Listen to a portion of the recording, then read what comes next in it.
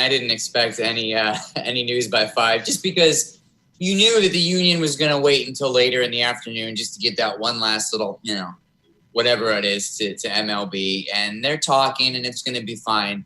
Everybody in the industry of baseball strongly believes that there will be a season under all the terms that we went on live with last night, 60 games starting July 24th. All that remains true. No snags that I've heard of at all. And my source is telling me that this is all going to be just fine on health and safety. So I really would be surprised if anything got in the way of that. Do you think that there are a lot of players who feel like that about the fact that their Players Association fought for something they don't necessarily stand behind? Yeah, I think so. I think what I'm hearing from a couple of guys is that the union wasn't completely transparent in basically giving them information.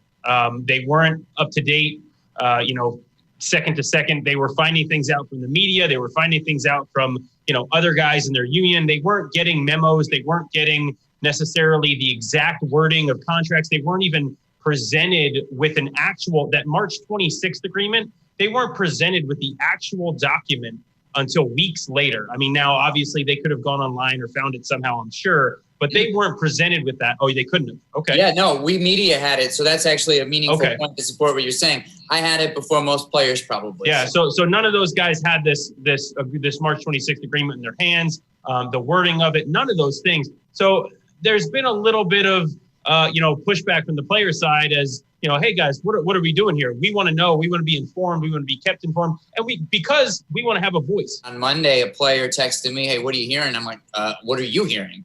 And he's like, well, we're getting an email from the union once every day or two. This is Monday.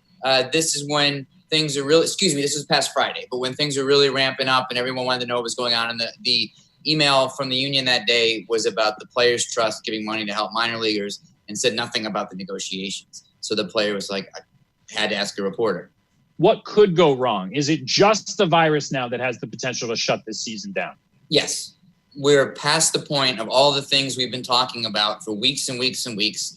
The season is in place, the framework of how it will operate. There is no more negotiating to be done about financial terms or anything.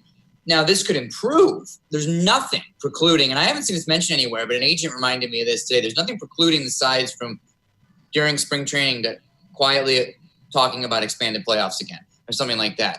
There's nothing legally has been bound where they can't make this better, but there's no more hitch in the potential giddy up of the season getting going unless there'd be a shocking break on health and safety that we do not expect.